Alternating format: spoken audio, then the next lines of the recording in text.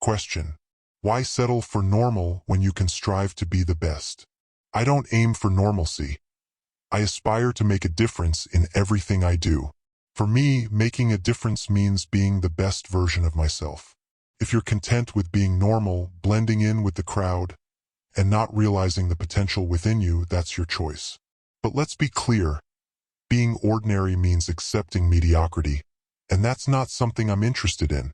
I challenge you to think back to who you were before, to the mindset of being fine with just being average. Now, if you're in this room with extraordinary aspirations, then you know you have to do extra. You have to stack extra on top of extra on what's considered ordinary to achieve extraordinary results. There's simply no other way around it. Here's a fact. Every single one of you has extraordinary capabilities within you. The question is, are you willing to put in the effort, take the extra steps, and do the things necessary to elevate yourself to that extraordinary category? It's a decision only you can make.